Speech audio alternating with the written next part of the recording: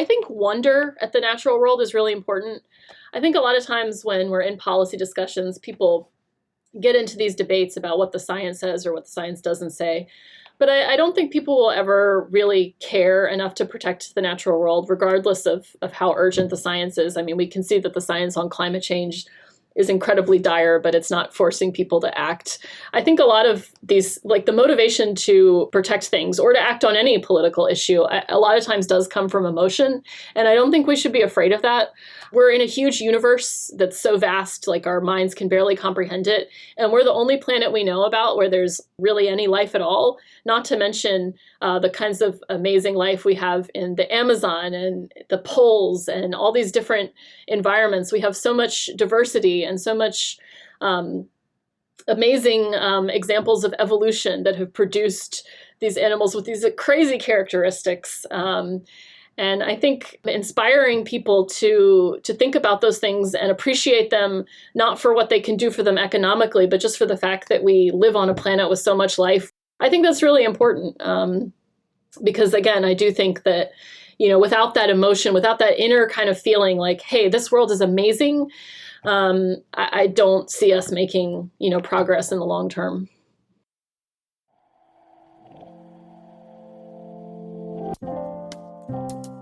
Welcome back to another episode of the Protect the World podcast.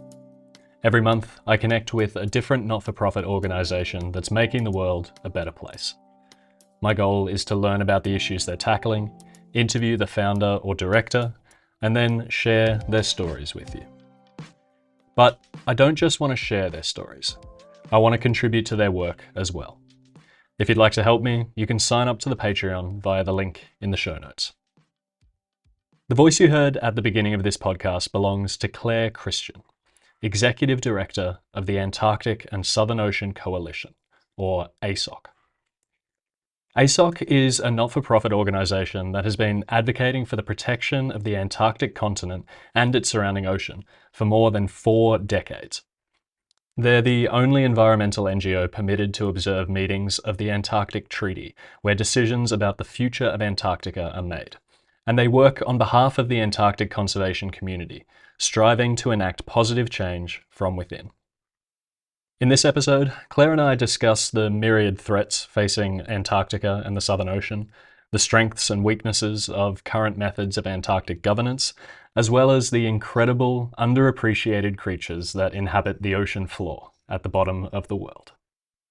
Claire is highly knowledgeable in both science and ecology, as well as global politics and international affairs, and I thoroughly enjoyed picking her brains on both sides of the equation.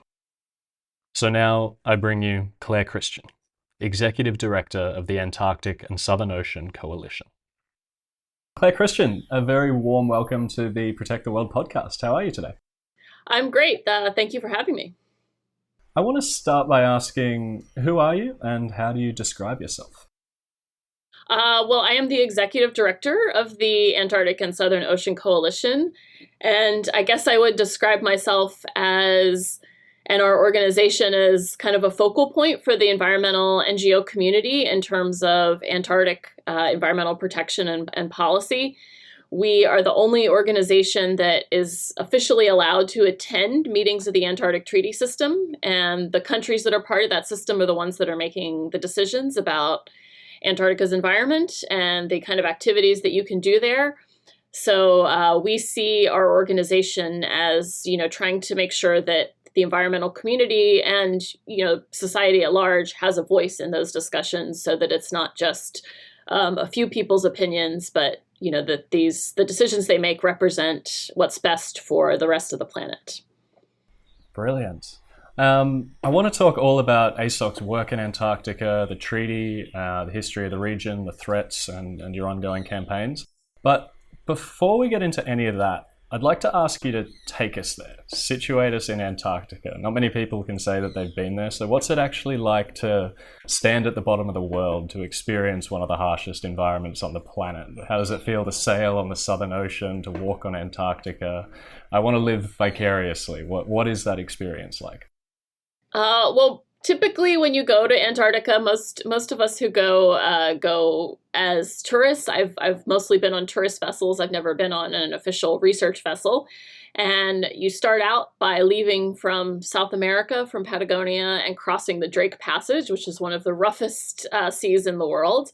And sometimes you'll have what's called Drake Lake, so it's totally fine. Sometimes you won't.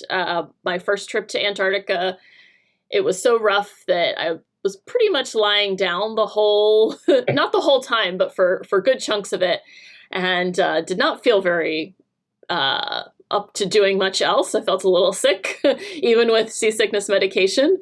But once you get past that, it's just very cold. There's, ice around you. It's a very different kind of environment. Although I will say, when I've been has been actually the Antarctic summer. So it's around, the outside temperature is around 32 degrees Fahrenheit or 0 Celsius. So it's not, I guess, the kind of cold that you might think of Antarctica as. You're not, there's parts of the United States right now that are much colder than Antarctica is. It's not dangerous cold. You don't have to take any crazy precautions to keep from getting frostbite. But it is very cold and it is very quiet. We don't have the sounds of modern life other than the ship that you're on. There's no street lights. There's no, most of the buildings are scientific research buildings. There's no tourist hotels or there's no Starbucks, anything like that.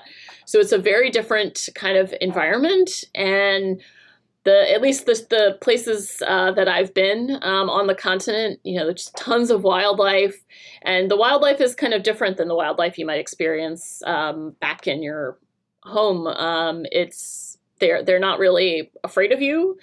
Of course, you have to keep a distance anyway, but it's a very unusual experience, I think, for most of us to be looking at a whole bunch of birds or seals, and they're just kind of sitting there. They're not moving. They're just going about their business. They're maybe not even paying that much attention to you sometimes, if you're assuming you're at an appropriate and respectful distance.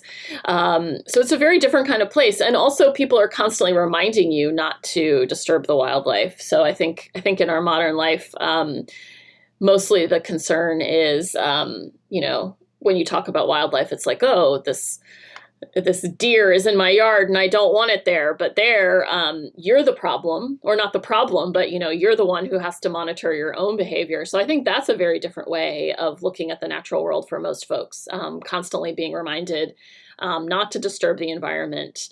And that's not something that we get a lot back in our in the civilized, settled world, for better or for worse. And actually, I think if we brought that that Antarctic ethic back with us, we might be a little bit better off. But it's just a very different place. You're just not going to find any of the creature comforts that you have back home.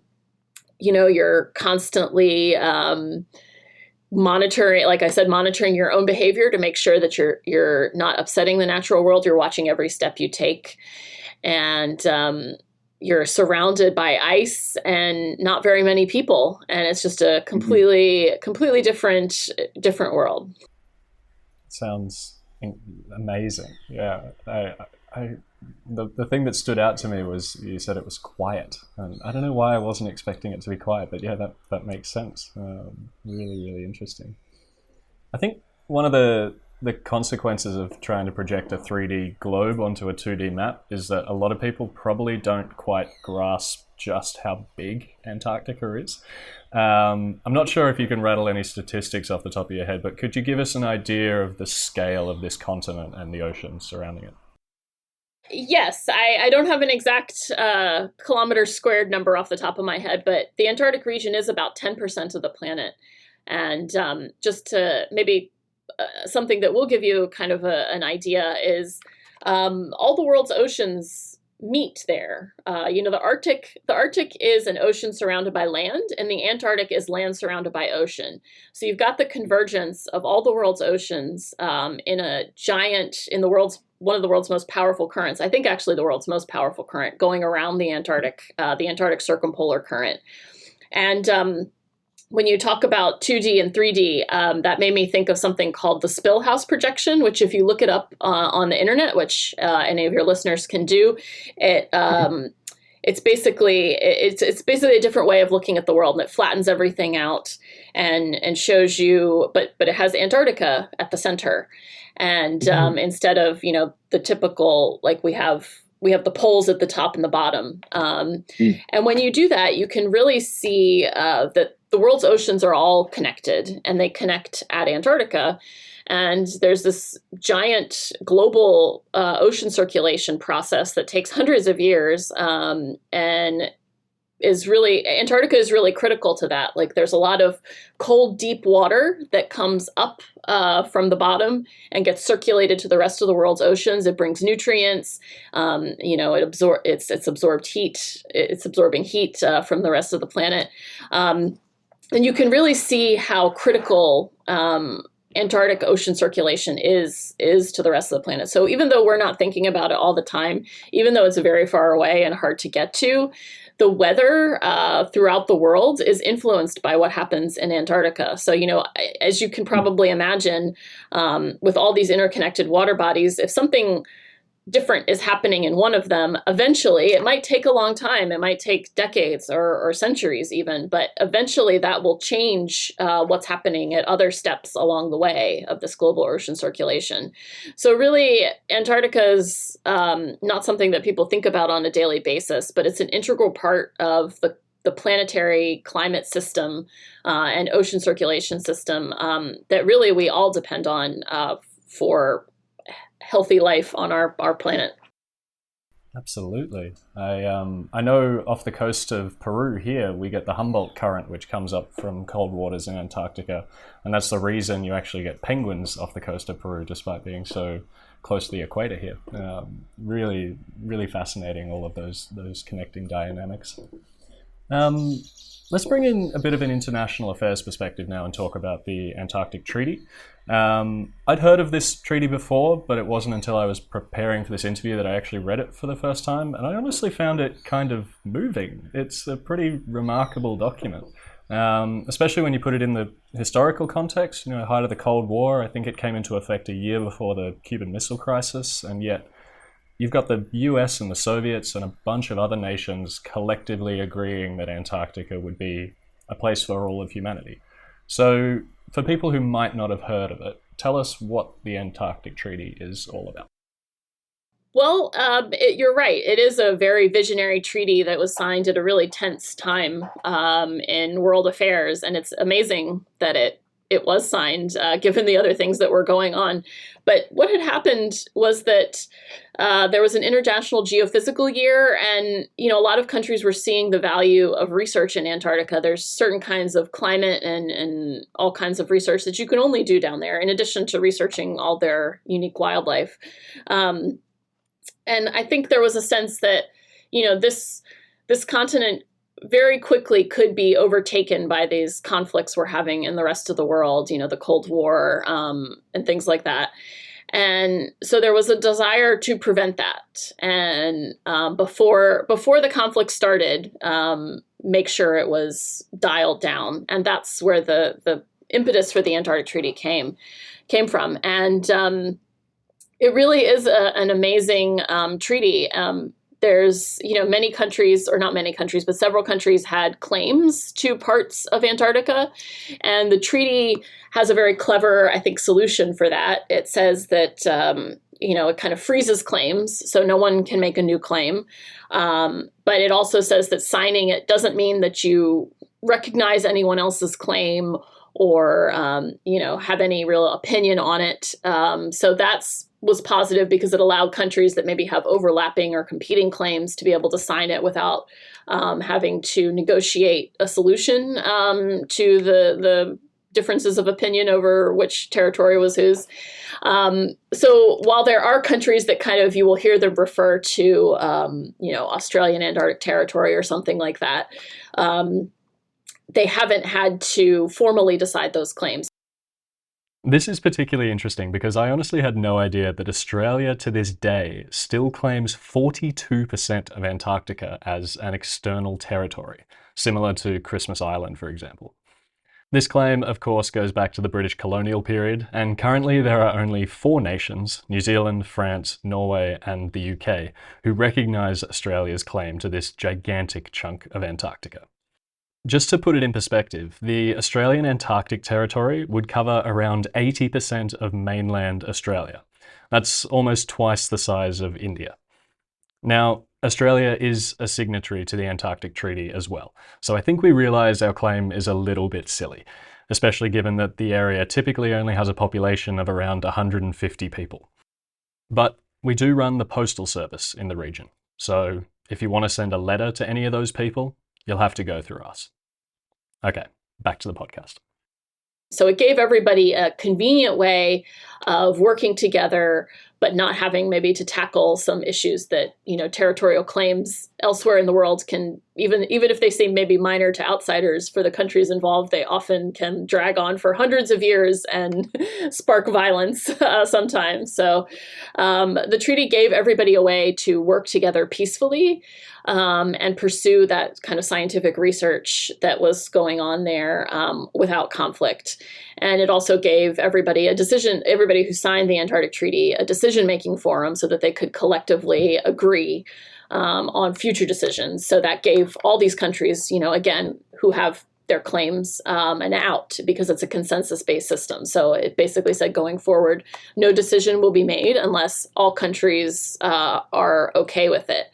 So it really promoted a vision for peaceful cooperation on the continent without, requiring some of maybe the more difficult conversations. So I think that's really the strength of the Antarctic Treaty, is that it gave people a way to move forward with this important place and prioritize the things that were important, which is, science and peaceful cooperation. And it demilitarized the continent also, which is really, especially during the Cold War, that was an important thing. So it leveled the playing field in a way that all the countries that were active in Antarctica at the time could agree to. Amazing. And tell me a bit about how things have evolved since then. What rights, restrictions, and responsibilities does the international community have towards Antarctica and the Southern Ocean at this point in time? Well, the treaty system has evolved quite a lot. So initially, there were some discussions after the treaty was signed, that picked up speed in the 1970s about possible minerals, so oil and gas and mining operations in the Antarctic. So there was a question about how might we do that if we go forward with it. And obviously that was something that was of interest to all the countries that had signed the Antarctic Treaty. How could they regulate those activities, given what I said, that the treaty is supposed to, kind of make everybody equal? So they started to develop something they called CRAMRA, which was basically a convention on regulating mining and minerals activities in the Antarctic. And that's when the international environmental NGO community started to get wind of this. At the time, the treaty meetings that they had were relatively closed. There was very little transparency. They would issue kind of very brief official reports that were the only public record of the meeting. There wasn't much media coverage of these meetings. There weren't a lot of observers there from outside the countries that were the treaty parties. What period was this happening? So the 1970s, and so when NGOs started to get an inkling of this, they said, wait a minute. So we've got this continent that's beautiful, largely untouched. I mean, obviously there has been whaling and other forms of exploitation down there, but, the vast majority of it does not have a human presence. Why are we talking about, spoiling it the way that we've spoiled many other areas of our planet? Why can't we talk about, protecting it? And so this kind of was the beginning of NGO activity in the Antarctic. Before it had not been, I don't think there were a whole lot of organizations, paying attention to what was going on at those treaty meetings. And that kind of started the phase, I would say, of opening up the treaty system to outside influence. And also in the late 70s, early 80s, they also started to discuss a secondary treaty to add to the Antarctic Treaty system, the Convention for the Conservation of Antarctic Marine Living Resources, because there was the fishing that was going on in the Southern Ocean around Antarctica was unregulated. And there had actually been some collapses in fish populations because of unregulated fishing, largely by the Soviet Union. And so some of the other treaty parties said, hey, we've got to get a handle on this. The Soviets were starting to fish for krill, which is a small crustacean that's really important in the Antarctic ecosystem. And there was a concern that, hey, if they keep doing this kind of fishing that they've been doing, that's, not very, they're not sticking to any kind of catch limit. We don't want the entire Antarctic ecosystem to collapse, because it's without krill, you don't have penguins, you don't have whales, you don't have seals. And most species in Antarctica either eat krill or eat something that eats krill. So it's a very interesting kind of environment that way, that there's one species that is so important to so many of the other species in the ecosystem. So they started negotiating this treaty, and obviously, NGOs were interested in that because that's very important. Fishing is one of the main commercial activities that actually takes place in Antarctica. And so they started getting involved with these bodies, not always in an official context. There was no observer status for NGOs yet, but they were able, in countries where the governments meet with civil society organizations, they would meet with them. Sometimes there were governments that would bring a civil society representative onto their delegation so they could attend meetings that way. And basically, NGOs just did whatever they could to bring public attention to this kind of very opaque process. And they, Greenpeace got involved. They started a campaign for something they called World Park Antarctica, instead of talking about how we're going to mine Antarctica, why don't we talk about how we're going to protect Antarctica? And so this continued all throughout the 80s. The Antarctic Marine Living Resources Treaty, or CAMLR Convention, was signed and put into practice, and actually was a pretty progressive treaty for the time. It included a requirement to be precautionary in terms of setting catch limits and regulating fishing. And I'm sure I wasn't very old in the 1980s, but from what I understand, historically, at the time, fisheries management was still pretty relatively recent in terms of like scientifically determining catch limits, things like that. It wasn't very many decades old. And so for an international organization to get agreement that, we're going to have an ecosystem-based approach, it's written into the convention that, you're supposed to protect the ecosystem when you're fishing. You're not supposed to make any changes that can't be reversed in 2 or 3 decades. And you also have to protect the health of the species that you're fishing. That was a pretty big deal for the time. I mean, it might sound kind of just logical today, but in the 80s, talking about ecosystems wasn't as common. So there was this great success with the convention, and we were succeeding as NGOs in bringing attention to this mining convention possibility. And so around the late 80s, the countries had finished their negotiations on the mining convention, and that all that was left was for all of them to sign. And so it did kind of seem a little bit dire. The NGOs were still pushing for no mining at all, mining ban, in a world park. And countries were still saying that's not going to happen, that's not realistic, all we can do is regulate it, we can't stop it. But then kind of after all these negotiations had gone on for all these years, Australia and France said, you know what, we're not going to sign this. And that was kind of a huge moment, I think, after, typically if you negotiate something or talk about something for a decade, you want a result. And then after that, other countries joined them. It became clear that this was not going to succeed. And within a very short period of time, within about 2 years, the countries had instead negotiated something called the Environment Protocol, which includes a ban on mining. And includes not regulations for how to mine, but regulations for how to protect the environment. It includes provisions for how to create specially protected areas to protect important habitats and species.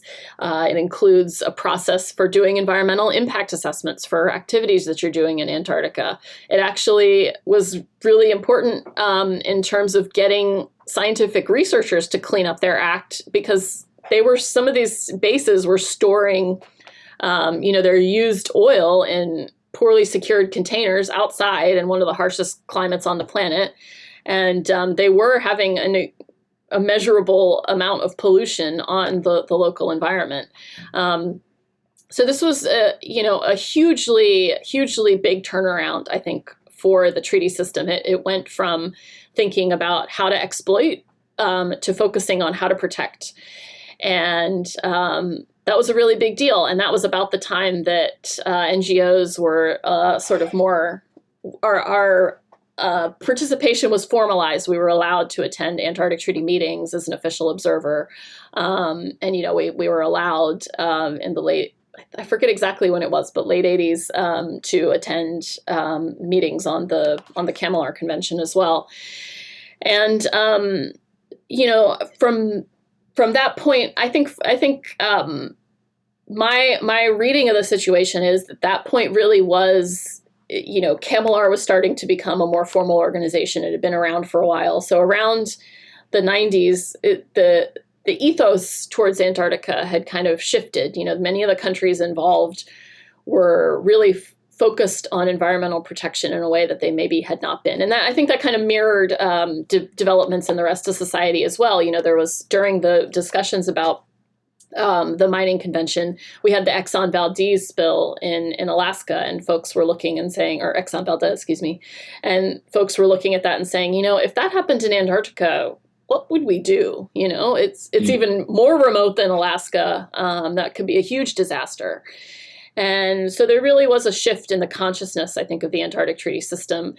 And I think, interestingly enough, I think countries began to see it as in their national interest to be an Antarctic protector. It wasn't just like, we have to do this because it's the right thing. It was this point of national pride. I mean, today, when countries talk about the Environment Protocol, they talk about it as a big achievement, And I think, that's not always the case. Countries often don't want to give up access to any kind of potential economic opportunity. But most of the countries in the system see this as, I think, a point of pride that we did this on behalf of the planet, in a kind of unselfish way. So I think the system has really changed a lot over the years, and it's still undergoing change now. You have countries that have joined since all of these developments took place that are becoming more vocal, like China is becoming more of an Antarctic power. And so, the system continues to evolve. There continue to be different challenges. Climate change is obviously a much bigger topic than it was, 30, 40 years ago. There's different pressures on the Antarctic environment. When the mining ban and the Environment Protocol that mining ban is part of were signed, there wasn't much of a tourist industry. And now, we have over 100,000 tourists visiting Antarctica each year. We have more scientific stations. So we're entering kind of a new era. So if you kind of think about the mining ban and the institution of, a fisheries or a regime that can monitor or regulate fisheries in the Antarctic is kind of one turning point in the 80s and 90s. I think we're at another turning point now. How are we going to respond to climate change? How are we going to respond to increasing fishing and tourism and increasing human activity? And are we going to be able to continue to implement those values that we've had before? That's fascinating. I'd never heard that full history before, and I'm honestly a little surprised that my country led a ban against mining anywhere, but that's good to hear. I want to talk about those threats and that kind of thing in a little while, but the reason we're having this conversation is that you're the executive director of the Antarctic and Southern Ocean Coalition. Tell me, you've talked a bit about it already, but how do they fit into this whole picture, and how would you describe your mission as an organization? Well, as I mentioned, the Antarctic Treaty system, initially these meetings were really opaque. They're closed door. They produce a report, and the report is the only official record. Anything that's not in the report essentially doesn't ever really get discussed outside of the meeting. And so I think the first thing that we as an NGO community did was bring some transparency and public attention to this. And now that we've gotten some of these important agreements in place, like the Environment Protocol and all these things, our role is less about necessarily telling people, hey, this exists, and more about getting countries to live up to the promises they made. So they've signed these documents that have these incredibly important principles, like I said before, forward-looking for the time. But they did have to be actually implemented. It's one thing to sign a document saying you're going to implement an ecosystem approach to fishing. It's another thing to actually get all the data you need and then agree by consensus to put that data into regulations that everybody's going to follow. And then it's another thing entirely to make sure that the people on the fishing vessels are actually following those rules once you've made them. So that's where our role is today, is making sure these things get implemented and also pushing new ways of implementing them. For example, like I said, climate change. There is actually some reference to environmental change in the Kamilar Convention, where they say, you can close areas for the purpose of scientific study or responding to environmental changes, close areas to fishing, that is. But at the time that was signed in the 1980s, people weren't really talking about climate change or global warming to the extent that they are today. So part of our role is to point out, where are some areas that we can use the tools available to us, like such as closing areas or creating protected areas or, regulating fishing to respond to climate change, things like that. Or how can we use these tools to respond to these the upward increase in tourism and the amount of fishing to make sure that the environment is fully protected. So we're about holding folks to their promises, but we're also about pushing the envelope, I would say, in terms of taking policies that we think will be effective or that are recently becoming, there's evidence that they're effective, such as marine protected areas, and telling the treaty system, hey, and the countries that are involved, hey, you need to do this. This is what this is the best way to live up to your commitments, based on the new knowledge we have, because we don't want the system to be static. I think sometimes folks get this idea that they signed these treaties and now Antarctica is protected, but it's a dynamic space. What people are doing there is changing, and the environment is changing, in some cases very rapidly. So we can't just sit back and say, well, we did a great job, and now there's nothing else we can do. There's plenty that the countries that govern Antarctica can do to increase the resilience of the ecosystem in the face of climate change, even if, obviously they can't stop climate change in Antarctica. They can't build a wall around it or anything.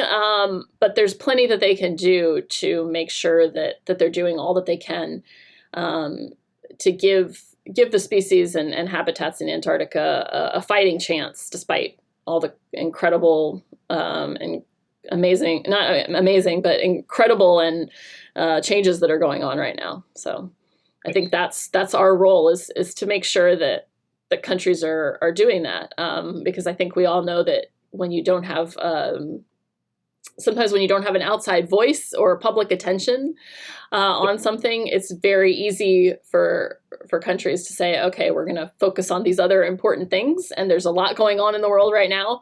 But Antarctica is still important. And I think we also still believe that, when you look at the challenges the planet is facing, the biodiversity crisis, the climate crisis, we need international cooperation to tackle all of these things.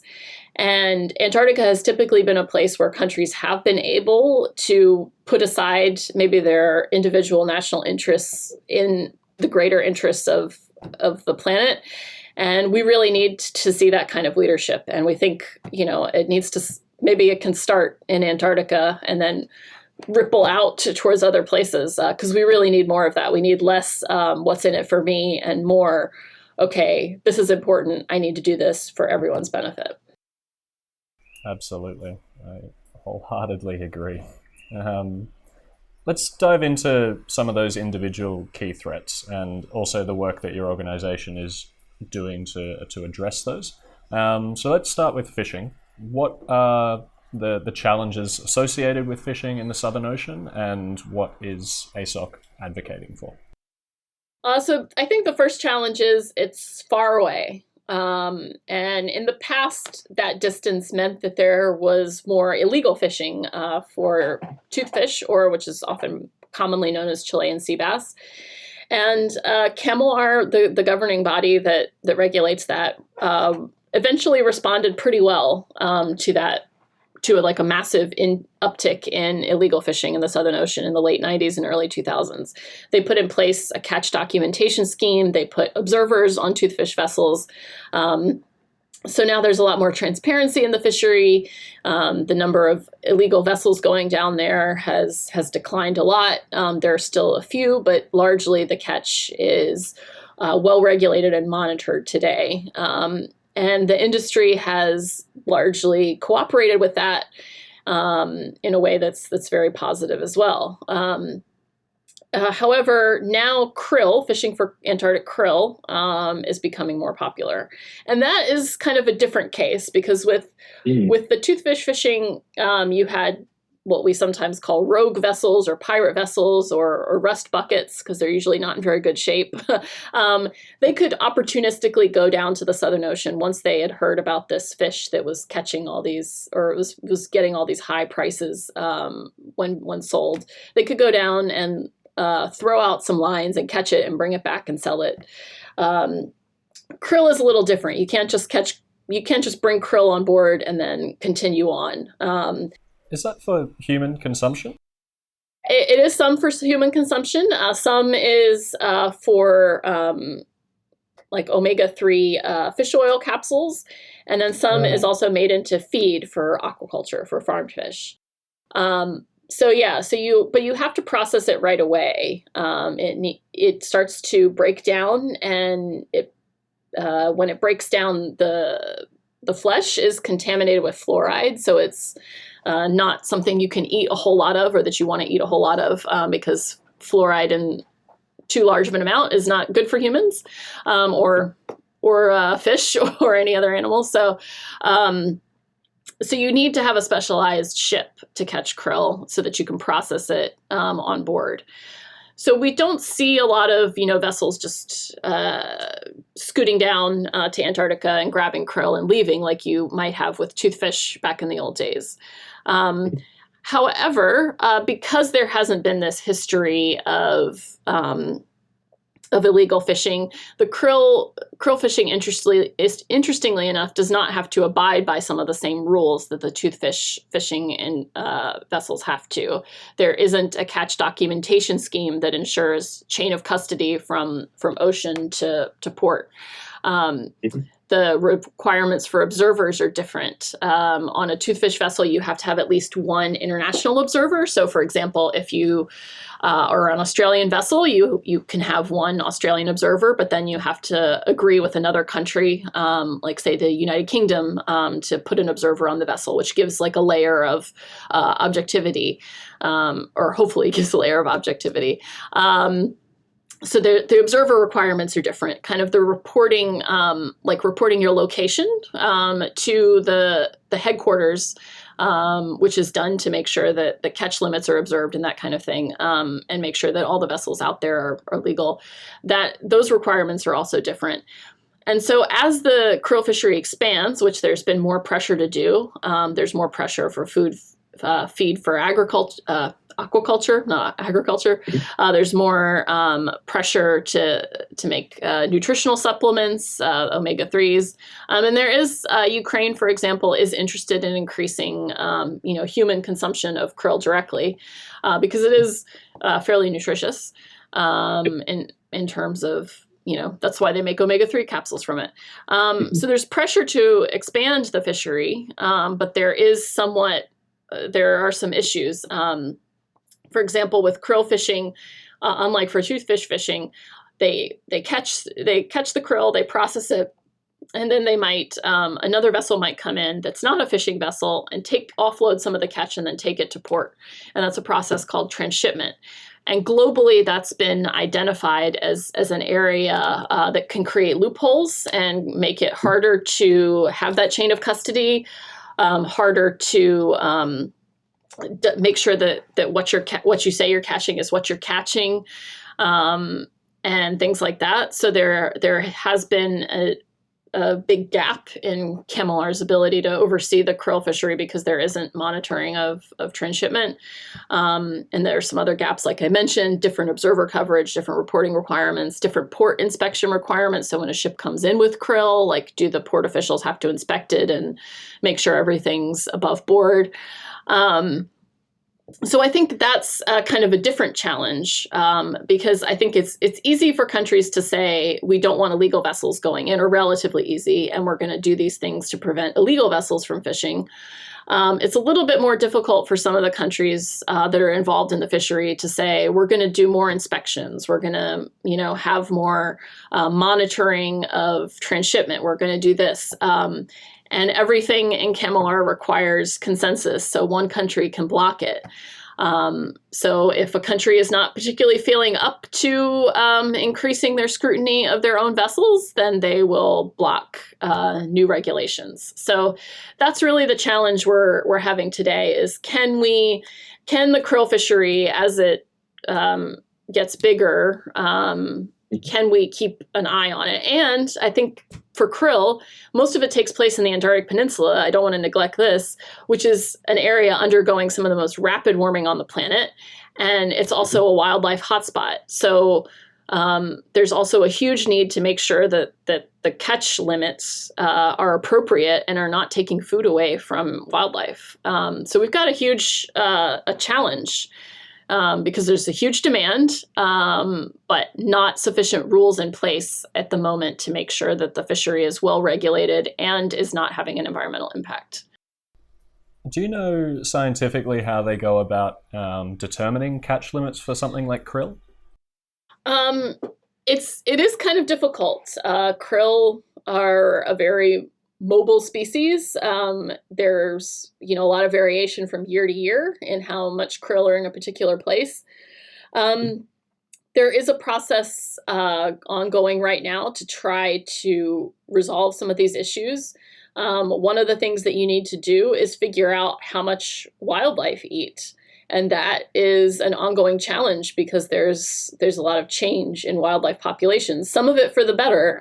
Whale populations after whaling have started to rebound. It's like an amazing conservation success story. Humpback whales are almost at the level that we think that they were before whaling. Other whales are recovering as well. And those species can eat a huge amount of krill. And in fact, we're learning new things about them all the time. And just in the past couple of years, there have been observations of these huge aggregations of, 100 or more fin whales feeding on krill at the same time. And so trying to get a handle on those requirements is really important because it's not just, we're not, even though we are talking about when we talk about krill vessels, we're talking about vessels that can fish a huge amount. There are so many whales now that whales can compete with these vessels in terms of how much krill that they can consume. And obviously, the vessels go to the same place that whales and penguins and seals and other animals go. They go where the most krill is. But the problem is once the krill are gone from a localized area, the ships can move on and find another aggregation.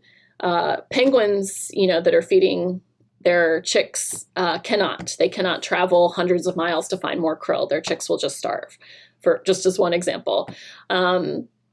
So trying to figure out wildlife needs and how much krill are typically in a smaller local area in any given year is really how you need to go about it. So you have to kind of get two numbers. You need to figure out how many krill there are. You need to figure out trends in the krill population because krill are very sensitive to climate, and there's some thought that they might be moving south as the northern areas of the Antarctic Peninsula get warmer. And then you also need to figure out how many wildlife species are in the area and what their krill needs are.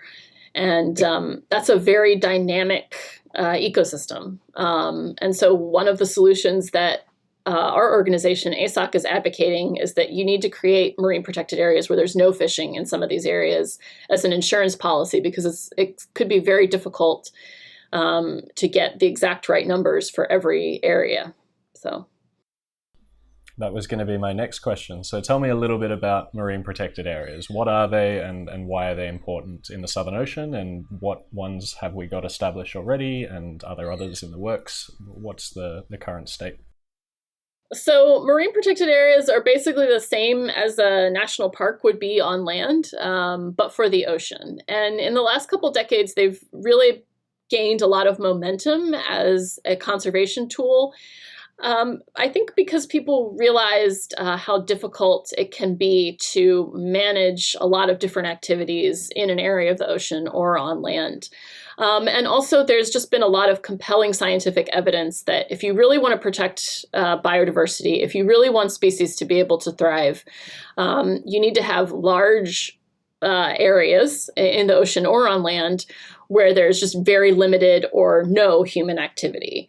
Unfortunately, even with the advent of more scientific fisheries management and things like that, the evidence shows that those rules aren't as effective as just eliminating fishing almost entirely from an area. And, we are in an age of a biodiversity crisis. I know there's a lot of concern about what's going on in the ocean.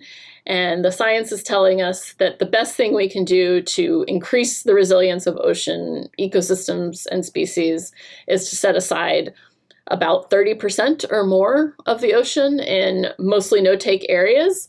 And so that is something that, is good for the whole planet, not just Antarctica, but all over the world. And more countries have realized this and have signed up to something called the 30 by 30, or that we call the 30 by 30 goal, which is 30% of the land and ocean protected by 2030.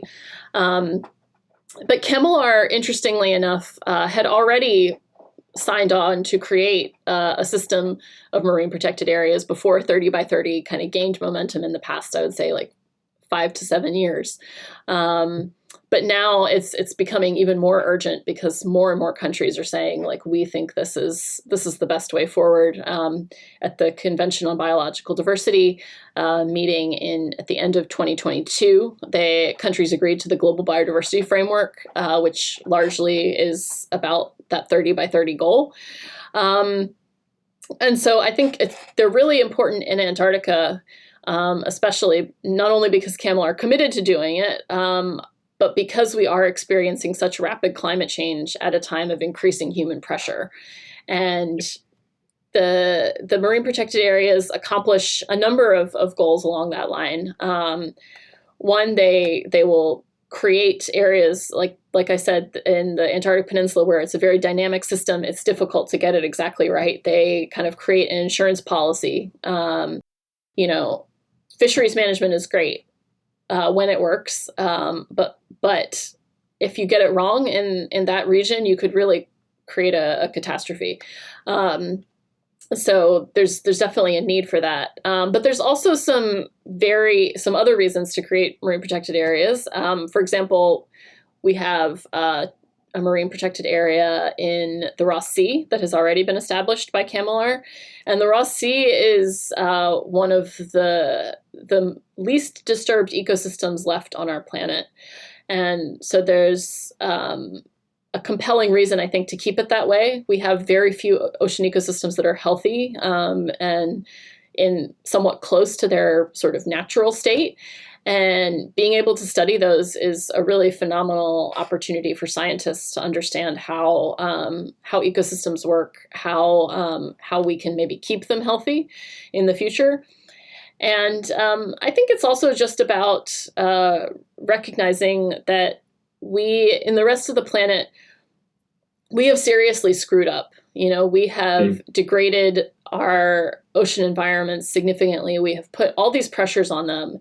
And with the Antarctic, we have a chance to learn from those mistakes and protect ecosystems that we honestly don't even know that much about in some cases. For example, in the Weddell Sea, there's another MPA that's been proposed there. After the MPA was proposed, German scientists were doing some routine seafloor surveys, and they weren't even looking for them. They stumbled across the largest fish nesting site on the planet. So sometimes fish create nests for their eggs. It's not common, but it happens. And they found what is the largest one that we know of. There could be more, since in some cases there are many huge gaps in our knowledge of the ocean. Inside the boundaries of the proposed MPA, millions of fish nests. And so it's these kinds of things that, these things are more valuable than, a few $1 million worth of fish. And so I think we have a real opportunity with marine protected areas in the Southern Ocean to not only make sure that some of the sensitive areas are not disturbed as fishing increases, as fishing pressure increases, but also a chance just to set aside some really unique ecosystems that you can't find anywhere else on the planet, and make sure that they are protected for the long term. Amazing. I can't imagine what it would be like as a scientist to come across a discovery like that, casual survey. I know the latest Planet Earth had a similar thing with pearl octopuses. They found this massive breeding site of 20,000, 50,000 octopuses on the ocean floor. It was really incredible. And I think it just goes to show how little we know about the ocean. I mean, this is an area that, has a lot of scientific research going on. That, like I said, there was a whole proposal for a marine protected area that's based on all these layers of data, but yet, we didn't know about this. And we have this amazing opportunity to protect it now that we know about it before we damage it, unlike so many other things in the ocean that we've damaged without even realizing it. So it's a great chance for humanity, I think, to come together and say, look, we've learned the error of our ways, and we want to keep this planet healthy and thriving for future generations. So, definitely. Talk to me a little bit about tourism now. I was pretty shocked to learn that the number of tourists has gone from 36,000 to over 100,000 in like 8 years. Obviously, that kind of growth is going to become unsustainable at some point. Maybe it already is, I'm not sure. Tell me, what are the problems with tourism in Antarctica, and what does sustainable tourism look like? Okay, so basically what happened was there was this other process going on at something called the International Maritime Organization to develop a polar code for ships that operate in the Arctic and Antarctic. And when the polar code was, when the first kind of round of it, they're still adding to it, was completed, a lot of ships, a lot of companies that do polar tourism, now that they had some certainty about what the international regulations would be, they built a bunch of ships. And that's why there's been this increase to over 100,000, because those ships were built and now they're coming online and they're being used for polar tourism. And so we're seeing these numbers that we've never seen before. Prior to the pandemic, tourism had never exceeded 100,000. And now that the pandemic is largely over and normal operations have resumed, we're seeing these much larger numbers. And you might think, I think a lot of times when I say 100,000 tourists, people in the Antarctic world think that's a big number, but other people might think, well, Antarctica, you just said Antarctica is this huge place and it's largely undisturbed. So what's the big deal about 100,000 people?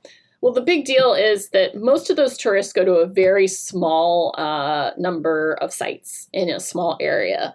So only about 2% of the continent is ice-free, and you generally need an ice-free site if you're going to land.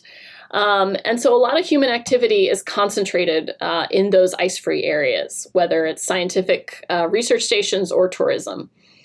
So you've got a relatively small area that's being visited by a comparatively large number of people. And there is, the Antarctic environment is very fragile. The species that live there are very tough. They can survive the harshest conditions on Earth, but they are very vulnerable to disturbance. A footprint on Antarctic soil can last for decades.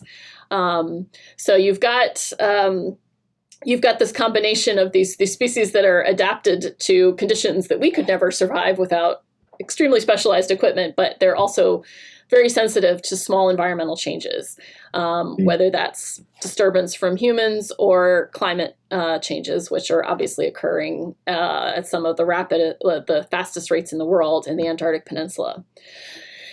And then I think the additional problem in terms of tourism is that there aren't a lot of international regulations concerning tourism. There's no kind of comprehensive system for the peninsula that says these areas are off limits and these areas aren't. There are some small Antarctic specially protected areas that are off limits, but most of the region is not protected under those areas. So the industry is largely self-regulated by something called the International Association of Antarctic Tour Operators. And they have,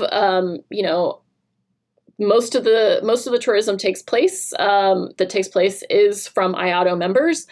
And they do have a lot of guidance for their members on how to operate safely, how to respect wildlife, how to protect the environment. They have all these things, but ultimately they are a voluntary organization. The treaty system itself does not have a lot of hard and fast rules for how tourism should be conducted, which is a risk for the long term, because if new companies want to operate there and they get a license from their government to operate there, they can do that. They don't have to join IATO. They don't have to follow the rules that IATO members follow. They only have to make sure that their country is satisfied with them. And that can kind of lead to, even now, that kind of leads to differences in how tourism is managed, because it is managed on a national basis. So somebody might say, hey, I want to do this crazy adventure thing in Antarctica. I want to climb 6 mountains in 2 weeks or something like that. And you might go to one country for a permit and they might say no, and another country might say yes. So there's some, there's a lack of consistency sometimes in terms of how tourism is permitted to operate there. And I think for the long term, there needs to be, an official governing regime. There needs to be a vision. It doesn't, you shouldn't really have, if you're trying to protect a fragile environment, you don't want people saying, okay, well, we're going to start landing here because we like going to this spot. You want there to be a kind of planning process saying, okay, here's the region that tourists are landing in. What are the important ecological features of this region? Let's protect these, or this colony, this penguin colony is really fragile, so we're going to ban tourism here. And in many cases there is scientific information for that that can tell you, okay, we have this kind of habitat here, and that's really unique, and we need to protect it. So there's the information is there, but the governance system has not made it into a set of rules that everybody's agreed to make sure that everybody's following the same regulations. So that's really the challenge that we have going forward, is how can we make sure that if the industry grows, that it's growing and operating according to principles that are going to protect the environment. And these things are all pretty standard in in other areas of the world, right? Like there are national parks all over the place where, you know, they might have a number of visitors, a maximum number of visitors a day.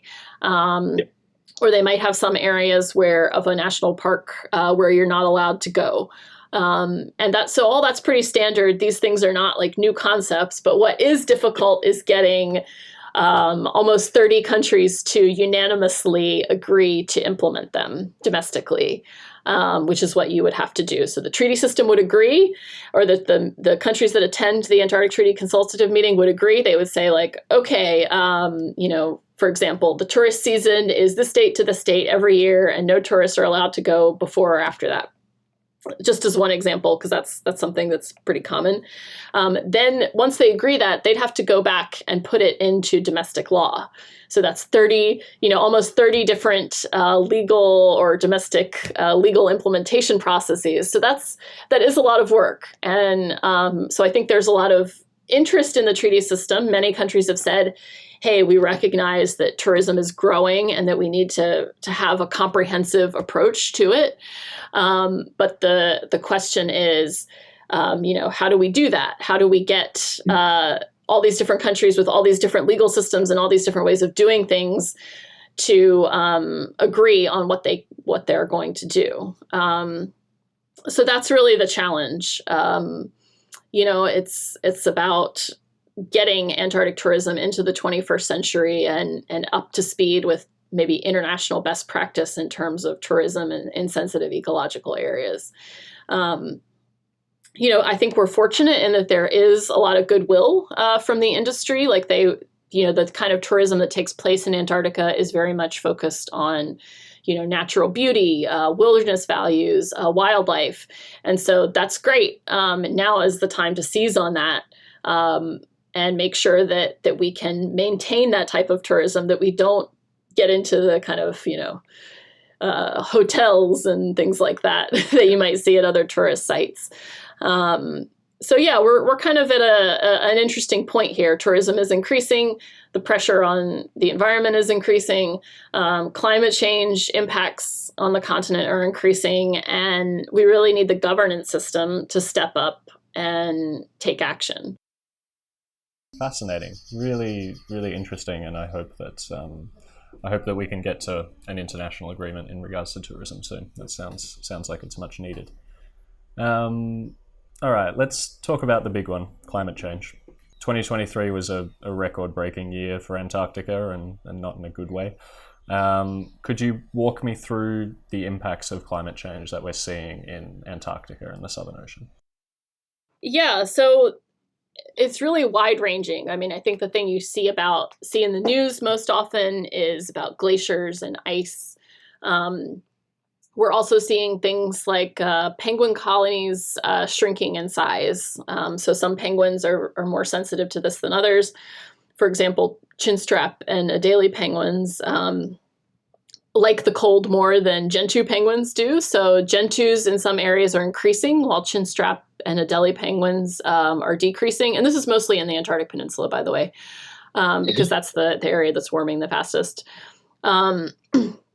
You're also seeing increasing acidification in the Southern Ocean, which is a big deal because many species at the lower end of the food chain use a mineral called calcium carbonate that's present in seawater to form their shells. And when more carbon dioxide is in the atmosphere, more that dissolves into the ocean. And more carbon dioxide in the ocean means that there's less calcium carbonate and more carbonic acid. And so when there's less calcium carbonate available, some of these species can't form shells, or they form very weak shells that are prone to damage. And we're already seeing some species like that because the Southern Ocean is already relatively low in some of this in this mineral. So we're seeing impacts of ocean acidification. We're seeing warmer temperatures in the ocean. We're seeing less sea ice. We are seeing thinning of glaciers. There's a huge range of things that can happen. We're seeing more rain. For example, a colleague of mine was down in Antarctica around this time last year, and he saw rain, which is very unusual. And rain is pretty bad for penguins because the chicks don't have waterproof feathers yet. They have down, and when the down gets wet and it's close to freezing outside, they might not make it. So you're seeing changes in local Antarctic weather, and then other countries around the world are already being affected by that Antarctic weather, those Antarctic weather changes as well. And we're also possibly seeing some changes in ocean circulation due to warming of the ocean around the continent. So it goes from global. I mean, it goes from local to global, and a lot of the things that we're seeing or a lot of things we don't even really know what's going to happen. We know that a lot of Antarctic species, as I mentioned earlier, are very sensitive to temperature changes. So those temperature changes are occurring, and it may take a while before we're able to see how exactly that's going to affect them. There is a prediction that krill are going to move south. And so if krill move, that will change the ecosystems that they've moved from, obviously, because so many species depend on krill.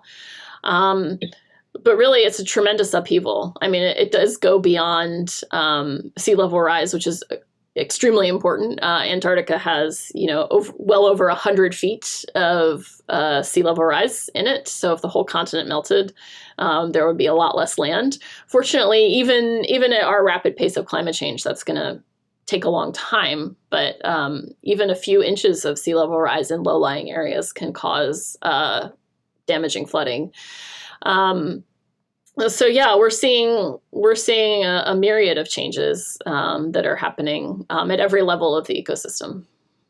The biodiversity dynamics are really interesting. I live in Peru, sort of at the base of the Andes, where the Amazon meets the Andes, and we see really similar dynamics with warming temperatures. You get particularly insects moving up the gradient to higher altitudes to get to cooler areas, and then other animals moving with them. And it's interesting that you're seeing a similar sort of process playing out in the oceans down in Antarctica.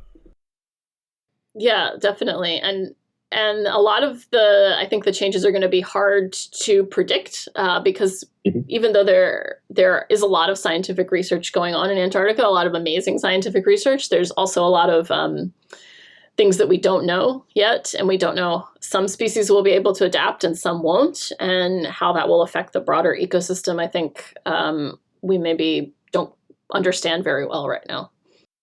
Yeah. I'm interested in how you compare the scale of the different challenges facing Antarctica and the Southern Ocean. Very roughly, what percentage of ASOC's time and resources are dedicated to your various projects and campaigns? Where are you focusing the majority of your attention? Right now, we have a huge focus on marine protected areas because CAMLR did agree to create a system of marine protected areas back in 2009. And so we've been working since then to get them to implement that. And so far, I think I mentioned the Ross Sea, but I also wanted to mention in 2009, actually, another MPA was created, the South Orkney Islands MPA. So we only have two, which doesn't quite make a system. And it's also nowhere near 30% of the Southern Ocean, which is the goal. Do you know what percentage you're at, roughly, of the Southern Ocean? I think we are at around 5. I would have to check that. I had a quick look, and it seems that while 12% of the Southern Ocean falls into an MPA of some kind, less than 5% is fully protected in what's known as no-take areas. I was actually quite surprised to learn that there's a lot of discrepancy in what can be classified as an MPA, leading to confusion regarding the 30 by 30 goal. Whatever way you look at it though, there's a lot of work to be done. According to the Marine Protection Atlas, a little over 8% of the world's oceans are currently protected to some degree, but less than 3% fall into a fully or highly protected area like the Ross Sea MPA, which is what marine experts say we should be focusing on. Okay, back to the podcast. Even though the Ross Sea MPA is the world's largest MPA, and I think the largest high seas MPA, although there aren't a lot of high seas MPAs, so maybe that doesn't mean too much. It's a very large MPA, but the Southern Ocean is also very large. So we're still working on getting to that target level of 30, and we are focusing on that a lot, and there's a lot of global momentum towards that, as I mentioned. So that is a big focus, but we're also hoping to increase our focus this year on tourism regulation as well, because that is a subject that is gaining some political momentum, I think, within the system. Last year, for the first time, a very large group of countries at the Antarctic Treaty meeting agreed that they wanted to see a comprehensive management system for tourism, which may not sound really earth-shattering, but it has been something that they haven't said before. So it does indicate that there's movement in their thinking about how they should be approaching the management of and regulation of tourism. So that's a big deal. We're also interested in, we're also spending a good amount of time on the krill fishery, and making sure that is well managed. And in fact, this year there's going to be a separate meeting to discuss the krill fishery and a potential MPA in the Antarctic Peninsula region where the krill fishery takes place, and how those two should be integrated or work together. And that's a really important opportunity for these countries to think about how they want to manage human activities in the region and how they can effectively conserve the biodiversity that's there. So these things are really important to get right. And so we are really focusing on that. But I think in terms of the bigger picture, something that we as a coalition are concerned about is just preserving the general values of the Antarctic Treaty System, which are conservation focused, science focused. There has been a lot of trouble achieving consensus on various issues at both the Antarctic Treaty meeting and the CAMLR meetings over the past few years. And that is kind of worrisome, because there is a need for these bodies to take action to address the challenges that they're facing. And, we don't want to spend another 10 years debating MPAs. I mean, the science is clear that they are effective, and the science supporting the individual proposals that countries have made for MPAs in the Southern Ocean is solid. And is, international best practice. So the time is now to take action. We don't want to wait till environmental damage has occurred. And so I think that's something that we're also working on as well. There are more countries in the system now, and how can we get all these countries to be on the same page, recognizing that there's always going to be differences of opinion in how you approach environmental issues based on different national systems. But there has been, in the past, we've seen that these countries could come together and, make decisions that were in the collective benefit, or for the collective benefit. And we really need them to do that right now, possibly more than ever, when our planet is in such a crisis. And so that is something we're thinking about as well. How do we make sure that, not just, we don't want to get a bunch of good decisions and then that's it. We need a system that is responsive. We need a system that is always, looking at what needs to be done and doing it now and 30 years from now. So how do we create a resilient Antarctic governance system that can respond to emerging environmental challenges, can respond to new information in a timely fashion?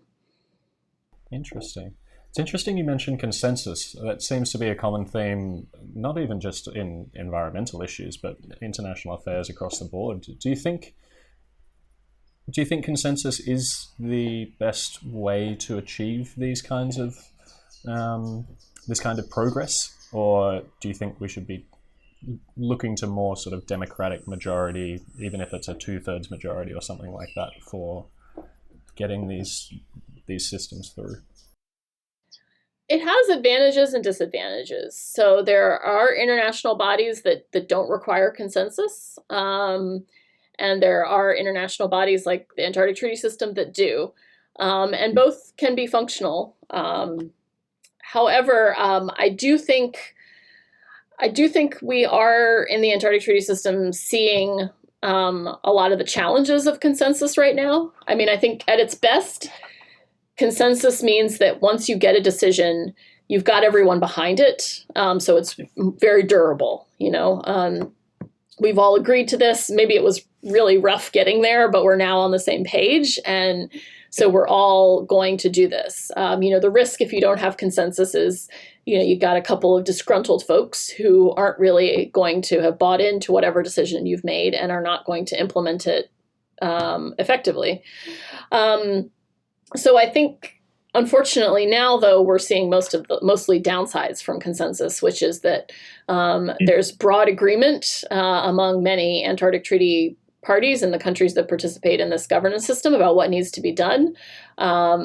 There's a lot of scientific evidence backing up what they would like to do, and then there's just a couple of holdouts holding other folks back. And there isn't always a good faith effort to try to find a way forward. Consensus, in an ideal world, consensus isn't just used whenever you feel like it. Consensus is something, you should always be acting in good faith. It's like, yes, I oppose this, but,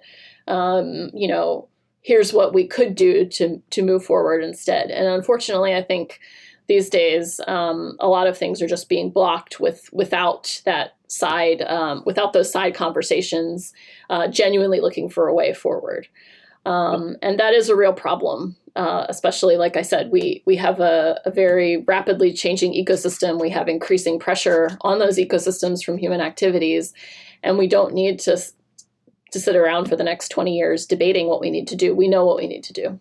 Yeah, definitely. I'd like to shift focus to you as an individual now, Claire, if that's all right. Tell me, was Antarctica always an obsession for you, or did you fall in love somewhere along the way? No, it was not. I started working for ASOC when I was in grad school for getting my master's in international affairs. And I was looking for a job, and I just happened to find one here. But I think what drew me into the work and what has kept me working here and has gotten me from opening the mail to running the organization is the fact that we do have such an incredible opportunity in Antarctica. We do have these visionary treaties that have very strong environmental principles. I mean, I think it's really incredible, actually, that you have, before people were talking about 30 by 30, decades before people were talking about 30 by 30, you have in the Environment Protocol a system for designating Antarctic specially protected areas that is extremely compatible with what the latest science says about why you should be protecting areas on land, basically. And that was 1991. And you also have, like I mentioned earlier, the Kamilar Convention is basically telling you to protect the ecosystem back when a lot of people probably weren't even using the term ecosystem. So you've got these incredible treaties that are still fit for purpose at the current moment, even though they had no idea about the environmental challenges that we would be facing in the year 2024. They have all the tools we need, and I think that's really incredible. And I really do feel like there is a tremendous amount of goodwill towards Antarctica and wanting to protect Antarctica, and I think that's something special that we need to preserve, even in a difficult climate where you aren't able to reach consensus on a lot of issues. I think it would be unacceptable at this moment in our history to give up and say, hey, this is too difficult. These countries are never going to agree. We'll just let it go. Antarctica will probably be fine. That to me is not as a citizen of this planet, who enjoys breathing air and drinking water and eating food, I feel like it's my responsibility to do whatever I can to leave this place better than I found it. And, whether that's locally or globally. And I think if we can't get Antarctica right, we are kind of in trouble as a society, because it is in some ways a lot easier than areas that are closer to home. For example, the fisheries that we have in Antarctica, these are generally not like feeding the masses. So these are luxury things, and if we can't get the management of those kinds of fisheries right, if we can't protect the environment that those fisheries operate in, how are we ever going to do it globally? And we really need to do that globally. And so I think that's what keeps me going, is just the sense that, yes, in a lot of ways we get a lot of bleak environmental news these days, but we have seen in the Antarctic that people can make the right decision. It might not be easy. It might take years and years, but they can get there. And I think that those of us who care about the environment have a responsibility to keep pushing our leaders to do the right thing, to overcome their inertia. Because I just don't see how we're going to survive as a species if we don't, at some point, start thinking long term and thinking about the collective best interest. Absolutely, yeah. Was there a particular moment that you knew that this was something you were going to dedicate yourself to? Was there a point working for ASOC that stood out to you? Or? I think it was kind of a gradual thing. I think it was, my kind of dawning realization that of how important international cooperation is for a variety of issues, not just environmental issues, but I think it's easy when you're not part of that system. You hear about the UN and it seems kind of slow and dysfunctional and not particularly, sometimes you'll see like this UN declaration and it'll be very kind of mild mannered, and you as an outside observer are thinking, that's crazy. Why can't they condemn this terrible thing in strong language? It's so obviously bad. But being part of that system and realizing how difficult it is to sometimes get people to even make those very mild, bland statements, or take a very mild approach. But then also having the perspective from ASOC of, yes, we thought we had lost the battle for a mining ban. And then at the last second, it was turned around, the situation turned around for a very positive thing. Like realizing that the hard work is worth it, I think, just made me want to stick with it, because I do see that it is a big challenge. It is frustrating. When you're an NGO, we want big things done, and we want them done fast. And I think realizing that we have a role to play in making them happen, maybe not as fast as we'd like them to happen, but making them happen, I think made me feel like I was really doing something useful and doing something that maybe isn't always very glamorous, but I think has big payoff in the long term. Brilliant. Tell me, who were your key influences and role models when you were younger? Were there any important teachers that inspired you, or a public figure that you looked up to? Maybe not growing up. I actually don't remember having a lot of specific people. I mean, were you interested in international affairs and science and wildlife as a kid? Not really, honestly. Okay. That was more of I was interested in science, but kind of in a general way, like I read a lot of books. But in high school, I wasn't, I was interested in science, but maybe not like passionate about it. In college, by the end of high school, though, I was thinking about it more as something I wanted to do academically. So I did minor in biology as an undergraduate. But I think the kind of people generally who inspire me, somebody maybe who may not be familiar to you is Shirley Chisholm.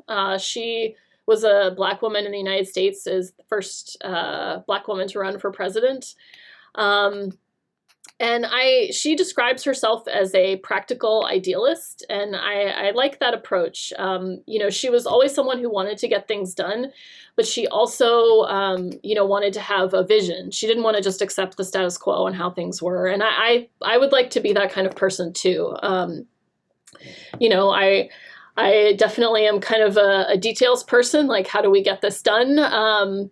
But I also want to think big, and I think it's important for people to think big because I think it's social progress, from what I've seen, doesn't happen without a lot of effort. And sometimes it'll be a lot of effort just to move the needle a little bit. But if you don't start moving the needle, things never happen. So I think the kind of people who inspire me are people like her who do things that are very challenging and difficult, like being a Black woman to run for president in the 1970s in the United States of America. But they want to do something important and that matters, and they're not afraid of bucking the status quo or going against what people tell them. So that's what I try to do. I try to think about, what is the best thing that we can do? And even if people are resistant to it at first, keep pushing. You never know what amazing things you can accomplish. But if you give up right away, you'll never accomplish anything. So that's becoming a common theme on this podcast is idealism and pragmatism. And quite often you get heads of NGOs talking about the need for this idealistic vision, something to work towards, a goal to aspire towards, but then also being able to just take those pragmatic steps and work at it every single day. And yeah, it's tough. It's tough work. What advice would you give to a young person who's interested in doing the kind of work that you do? Well, there are a lot of different paths. We have different kinds of people in our organization. There are people like me who maybe only stumbled upon this accidentally. There are folks who do have, a very strong marine science background or policy background. I think the key is just developing yourself as a well-rounded person. Understanding a lot of different aspects of looking at a lot of different ways of looking at the world. Science is great, policy is great, but you need to be able to understand and be comfortable with discussing both. I think developing good writing skills is really important. I think becoming a creative but also analytical thinker is more important than anything. I mean, I went to a college called Pomona College, and I felt like Pomona really prepared you to do a variety of different things. I wasn't planning to do Antarctic environmental policy at the time, but the kind of skills that I learned in my courses at Pomona really prepared me well. So I would say it's less about doing anything specific and more about pursuing what interests you, finding out what interests you, figuring out what you're good at, and trying to go from there. There's a ton of need for bright and energetic people in the environmental movement. And so I think just developing yourself as a person is good. And if you have the enthusiasm and drive, that's enough, Fantastic. There's a line in your bio on ASOC's website that stood out to me, which says you have a special fondness for Antarctica's fascinating but little-known invertebrate species, and you aspire to make them as famous and beloved as penguins.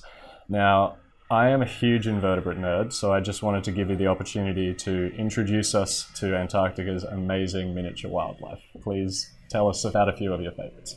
All right. So most of the species in Antarctica are invertebrates. We see penguins, we see whales, we see seals because they're all on the surface, but we don't see a lot of the invertebrates that live on the seafloor or just in the water column.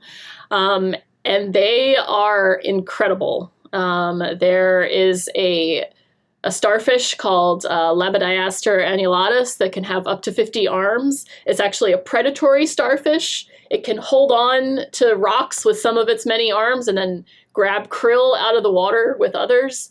They've put it in labs and it's eaten like everything that they've put in front of it, all kinds of random human food. There's a kind of coral in Antarctica that walks itself along the seafloor. Sometimes creatures living towards the bottom of the ocean, they don't always get the nutrients that might be circulating up ahead. So this coral can flop itself over, feed on everything that's around it, and then move on once it's once it's run out. There's a colossal squid that's, these huge animals with eyes the size of dinner plates that we hardly know anything about because they live so far down and we very rarely see them. And not an invertebrate per se, but these nesting fish that I was talking about earlier, there's millions, like literally millions of fish nesting, which is an unusual phenomenon among fish in part of the ocean. And there's glass sponges that can live for 500 years and get, big enough for a person to sit in. If you ever just Google Antarctic seafloor images, you will be astonished. They're colorful, more colorful than you might expect. There's just all kinds of amazing species down there. It's like a beautiful underwater garden, and hardly anyone will ever get to see it except in pictures or in video footage. And we know so little about some of these creatures, but they're incredibly adapted to this extremely harsh and unforgiving environment. And I just think that's amazing. All the things that are down there, with their crazy adaptations and crazy abilities to walk across the seafloor. So. I love Antarctic invertebrates, and I think, people should learn about them too. I know they're not as cute, but they are pretty fascinating. That's certainly what I try to spend a lot of my time here in the Amazon doing, is shining a light on our amazing invertebrates. It's interesting when you get to these really extreme environments, because obviously the Amazon and Antarctica are complete opposites in a lot of ways, but I guess they're both really intense, extreme environments to be living in. And yeah, as you said, the adaptations that evolution comes up with in order for these tiny little creatures to survive are just unbelievable. Yeah. And if I can just interject a kind of personal opinion here, I think wonder at the natural world is really important. I think a lot of times when we're in policy discussions, people get into these debates about what the science says or what the science doesn't say. But I don't think people will ever really care enough to protect the natural world, regardless of how urgent the science is. We can see that the science on climate change is incredibly dire, but it's not forcing people to act. I think a lot of these, like the motivation to protect things or to act on any political issue, a lot of times does come from emotion. And I don't think we should be afraid of that. We're in a huge universe that's so vast, like our minds can barely comprehend it. And we're the only planet we know about where there's really any life at all, not to mention the kinds of amazing life we have in the Amazon and the poles and all these different environments. We have so much diversity and so much amazing examples of evolution that have produced these animals with these crazy characteristics. And I think inspiring people to think about those things and appreciate them, not for what they can do for them economically, but just for the fact that we live on a planet with so much life when we don't know if there's any other life out there in the universe. I think that's really important because, again, I do think that, without that emotion, without that inner kind of feeling like, hey, this world is amazing, I don't see us making, progress in the long term. 100%, yeah. I remember it was after I'd graduated uni, I was working an office job for my university in Melbourne and had 2 weeks of leave, and my boss told me I had to take it, and I spontaneously booked a flight to Borneo. And I still remember my first night in the jungle, in a tropical jungle, and it was life-changing. There was nothing like it. And I imagine Antarctica is the same. But you can find those moments in your backyard. It's really important to encourage people to get out there and experience it. I want to ask you about your toughest, most challenging day or experience working for ASOC. And I also want to ask you about your best, most rewarding day or experience. And I'll let you decide which one you'd like to talk about first. Well, I think the most rewarding was seeing the Ross Sea Marine Protected Area created, because, that was looking pretty bad at one point. And so having that win was really important, and having a win without, compromising the environmental benefits of the MPA. I mean, there were some concessions made to get all the countries to agree, but they weren't so huge that they made the MPA, essentially a paper park or meaningless. We are preserving, a really important part of that ecosystem. I think that was really meaningful, and just seeing what you can do if you're creative and try to get past the opposition and figure out a way forward. So seeing that was really positive. I think I'm trying to think the hardest day. I think at some of the recent CAMLR meetings, maybe not one specific day, but just seeing a really compelling case laid out for a marine protected area, and seeing and knowing that globally more and more countries are signing on to 30 by 30. But then when we have an opportunity to put that in place, like at the most recent CAMLR meeting, there were 3 MPAs on the table, and to have all of them blocked by 1 or 2 countries it's really hard. And even just something like the nesting fish areas, there was a separate proposal to protect those under another CAMLR. Under another CAMLR regulation that allows you to protect sensitive areas on the seafloor when they're discovered. Seeing that blocked, even though we have literal video footage of the whole area, I think that's been, that's kind of disheartening, because I think, as I mentioned before, we're interested in sort of preserving the overall values of the Antarctic Treaty System. And so feeling like those are changing, and not changing because there's a tide against them, or a big majority of countries against them, but because there are a couple of countries that are not supportive and not willing to engage in good faith dialogue about how to, if there's to get a compromise. I think that is very challenging for me. But again, I remember that, when I first started at ASOC, I organized a bunch of the old filing cabinets, and in them I found things where people were saying, we'll never get a mining ban in Antarctica, we'll never do this, we'll never do that, and we did them. So even when it is hard, I try to remember, it is worth it. Even when it feels really difficult. I mean, there's a lot going on in the world that I can't control that's affecting how these countries interact with each other. Obviously, wars and other kinds of things going on. And I can't, from my seat at ASOC, my colleagues and I can't change those dynamics ourselves. But we have seen that cooperation can be possible, even when things are tense. So I guess just trying to keep that in mind is what keeps me going when everything feels really, really tough, like when you're in that meeting and everything that has been proposed has been rejected, except approving more fishing quotas. So I think that's what you just have to keep in mind, that if you give up, you'll never see a win. But if you keep going, you very well might. That's, really interesting. I mean, we often hear about tipping points in terms of nature and ecosystems and science, and often how hard they are to predict, but there are social and political tipping points as well, and they can often be quite difficult to see coming. So absolutely, that's very interesting. I've got a couple of quickfire questions that I like to ask everyone. You keen for that? Great.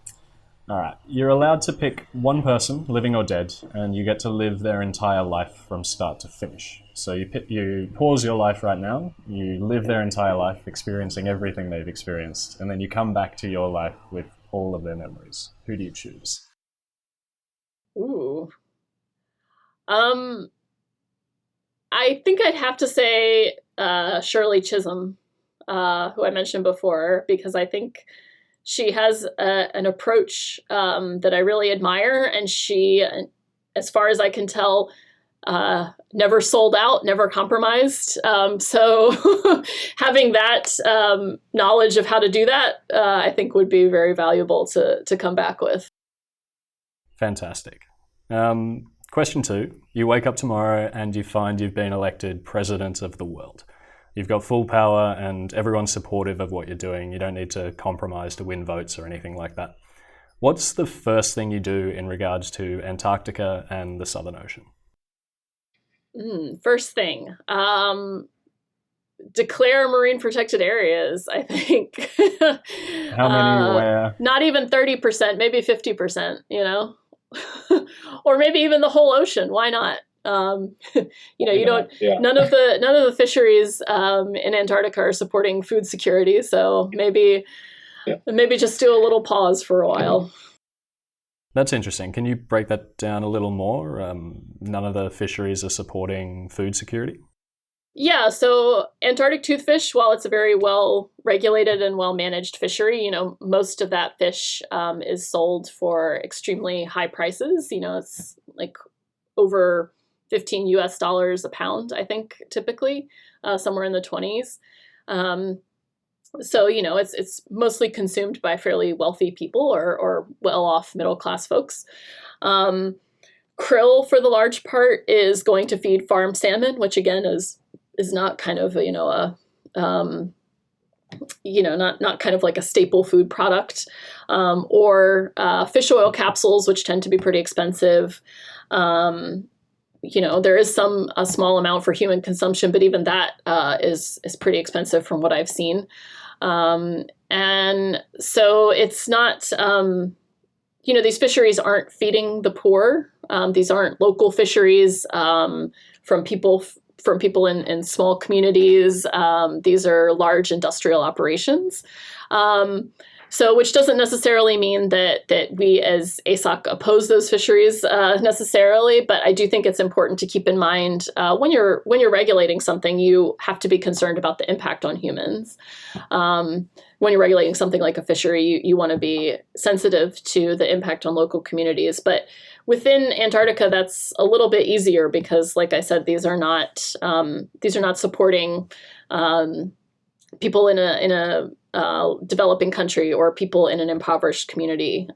These are fairly these are fisheries of choice. It's very difficult to get to Antarctica. It takes a lot of fuel, so it's not something necessarily that you can just pop into. And so, I think that's an important consideration, regardless of again whether, some of the rules for the Antarctic toothfish fishery are extremely good. I mean, if they were operating in all fisheries, we'd be a lot better off. But I do still think we should always be asking ourselves the question, should we do this? I think a lot of times with the environmental movement, the question, when the sustainability kind of ethos came up, people started focusing on how to do things better rather than thinking about whether they should do them in the first place. And I think that still is kind of plaguing our discussions about environmental policy today. We don't often enough take a step back and think, what are we doing here? Like, what is the benefit to this? Is this a short-term benefit for us, or, can we benefit the environment long-term? And I think if we shift our thinking to honestly protecting the environment, there might be short-term pain in terms of, some industries or economic activities having to slow down or cease. In the long term, we'll be better off, because if the environment is healthy, we can be healthy, but we cannot be healthy without a healthy environment. Absolutely. I wholeheartedly agree. 2 more questions for you. What are some other organizations who inspire you and whose work you admire? One organization I really admire is a group called Rise St. James, and they're working here domestically in the United States, in a place called Cancer Alley in Louisiana. And it's called Cancer Alley because it's such a huge concentration of petrochemical plants. And their leader, Sharon Levine, has been fighting against the opening of additional plants, including a plastics plant, for years now. And I think they're very admirable, because the communities there are very poor, and that's part of the reason that all of these plants are located there, because people kind of assume that it's okay to concentrate a lot of polluting industries in one place as long as the people there aren't going to fight back. But she is fighting back, and she's had some successes. And she is, promoting a vision of economic development for her region that isn't dependent on destroying the environment. And I think that's really valuable, because we often hear, even in the climate debate today, well, people have to do this to develop their countries, to improve their economies. And I think it's really important to have people saying, look, that's just because other countries destroy the environment on their path to prosperity doesn't mean that we have to do the same. And I also think she's drawing attention to an area of the country that's been neglected by policymakers. And she's demanding environmental justice for her community. And I think that's incredible. And yeah, I really admire the work that they're doing. And I'd love to see more of that kind of community activism everywhere in the world. Brilliant. That sounds like an incredible organization. I think I remember watching an episode of, was it John Oliver or something like that, that was on that topic. And it sounds like they're doing really amazing work. So we'll put a link to them in the show notes as well. A final question for you. If people were to donate money to ASOC, what kinds of things would that money go towards? Well, a lot of our work is, like I said, focused on marine protected areas right now, but we are also working on other things like tourism and tourism regulation and climate change. We do a lot of different activities. Obviously, a lot of our work is focused around the Antarctic governance system. And so what that means in practical terms is that we need a team of policy experts and other folks who are advocating for environmental policies in different countries, because again, we need consensus. So we need a lot of countries to agree to things. We need to come up with policy ideas that we can promote and that we can try to get countries to take up and officially propose within the system, because as a non-country ourselves, we can sort of suggest things, but only, if in terms of an actual regulation on tourism, say, a country has to propose it for it to be officially discussed and decided on. We are always working on that. We're always working on strategies to get the message out. So that's a large part of what we do. We try to make sure the public is aware of what's going on. We try to get media attention on important things. A lot of people write to me and ask, oh, can I have an internship because I want to work in Antarctica? We actually don't work in Antarctica most of the time directly. We're often, working right in our own countries, talking to governments, promoting these ideas, trying to find ways forward, and trying to get officials together to talk about these issues and to negotiate. I was mentioning that one of the problems we have is that there isn't a lot of negotiating in good faith. So that's what your work would support, is us trying to get past some of these consensus barriers that we have. And we use all the tools we have. We use media stories, we use social media, we use science. Sometimes we fund science projects that can help provide the information that can be used to convince people to make a decision.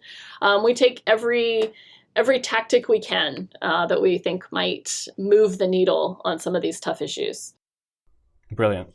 Well, the idea with this podcast is that every month I want to feature a different not-for-profit organization. And then I also run a Patreon where people can support the project. Half the money helps me to keep sharing more stories, while the other half goes directly to those organizations. So I'll be sending that donation over to ASOC very shortly.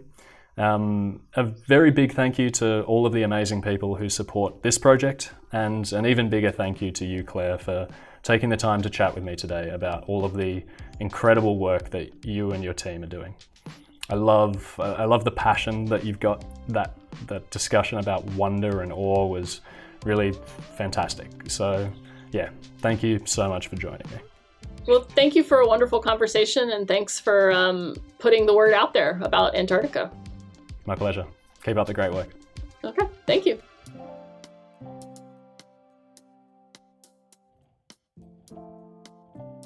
That was Claire Christian, Executive Director of the Antarctic and Southern Ocean Coalition. As always, I'd like to highlight 3 key points that Claire made, and the first is this one. And so around the late 80s, the countries had finished their negotiations on the mining convention, and that all that was left was for all of them to sign. And so it did kind of seem a little bit dire. You know, the NGOs were still pushing for no mining at all, mining ban, in a world park. And countries were still saying that's not going to happen, that's not realistic, all we can do is regulate it, we can't stop it. But then kind of after all these negotiations had gone on for all these years, Australia and France said, you know what, we're not going to sign this. And that was kind of a huge moment, I think, after, typically if you negotiate something or talk about something for a decade, you want a result. And then after that, other countries joined them. It became clear that this was not going to succeed. And within a very short period of time, within about 2 years, the countries had instead negotiated something called the Environment Protocol, which includes a ban on mining. As an Australian, this story really stood out to me, and I ended up doing a bit more of a deep dive into it. There's a great paper which was published shortly afterwards titled Death of a Treaty, The Decline and Fall of the Antarctic Minerals Convention, which I'll put a link to in the show notes. And it basically outlines the entire story. It's a fascinating history, but the thing that jumped out to me most was just how much the political left in Australia has become encapsulated by the mining sector in the decades since. At the time of the Minerals Convention, Australian Prime Minister Bob Hawke said that his government is firmly opposed to mining in Antarctica and encouraged other nations to join Australia in banning mining on the Antarctic continent altogether, a push that was ultimately successful. He even called for Antarctica to be turned into a world park, language that was initially popularised by Greenpeace. Yet today, our current Prime Minister, who's from the same political party as Bob Hawke, is giving press conferences in Rio Tinto shirts and has backed Woodside's Burrup Hub projects off the coast of Western Australia, which are currently being actively campaigned against by Greenpeace. But hey, let's not forget that our right-wing government was taken to The Hague for spying on the small nation of East Timor on behalf of Woodside, so I guess it could be worse. The second point I'd like to emphasize is this one. Unfortunately, now, though, we're seeing mostly downsides from consensus, which is that there's broad agreement among many Antarctic Treaty parties and the countries that participate in this governance system about what needs to be done. There's a lot of scientific evidence backing up what they would like to do, and then there's just a couple of holdouts holding other folks back. And there isn't always a good faith effort to try to find a way forward. This was a really interesting discussion, and one that's relevant far beyond Antarctica. Too often, consensus is just another method by which already powerful nations maintain their hegemony. Monga Bay had an interesting podcast recently looking at the negotiations behind the establishment of a loss and damage fund prior to the recent COP28 conference. And it was striking to listen to how an agreement that had full consensus from all other nations involved was consistently vetoed and watered down by the United States. And we saw an almost identical dynamic playing out during the recent UN Security Council negotiations of a resolution in favour of a ceasefire in Gaza, again with the US as the lone holdout. But obviously it's not just the US. When it comes to the Antarctic, it's China and Russia that are using identical tactics to block the establishment of new marine protected areas. The key point, however, is that when the interests of the global community clash with the interests of powerful nation states, it's typically the latter that win out. As Claire emphasised, there are benefits to a consensus model as well, and I don't know exactly what an ideal system would look like, but the answer surely lies in a shift towards a more democratic global system, regardless of which aspect of international politics is being addressed. The last point I'd like to highlight is this. So most of the species in Antarctica are invertebrates. We see penguins, we see whales, we see seals because they're all on the surface, but we don't see a lot of the invertebrates that live on the seafloor or just in the water column. And they are incredible. There is a starfish called Labadiaster annulatus that can have up to 50 arms. It's actually a predatory starfish. It can hold on to rocks with some of its many arms and then grab krill out of the water with others. There's a kind of coral in Antarctica that walks itself along the seafloor. There's a colossal squid that's, these huge animals with eyes the size of dinner plates that we hardly know anything about because they live so far down and we very rarely see them. And there's glass sponges that can live for 500 years and get, big enough for a person to sit in. If you ever just Google Antarctic seafloor images, you will be astonished. They're colorful, more colorful than you might expect. There's just all kinds of amazing species down there. It's like a beautiful underwater garden, and hardly anyone will ever get to see it except in pictures or in video footage.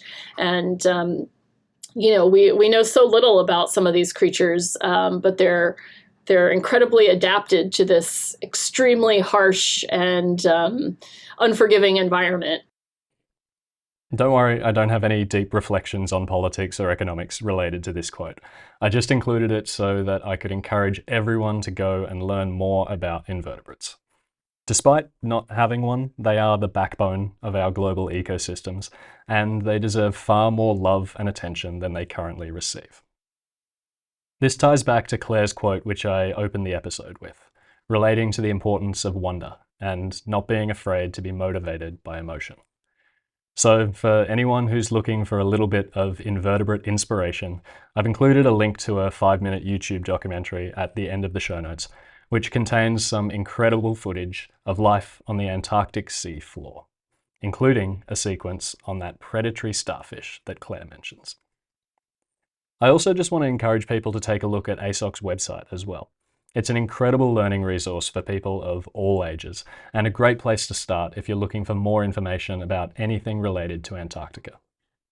On that website, you'll also find a little button in the top corner which will allow you to donate money to ASOC, and I'd highly encourage everyone to do that as well.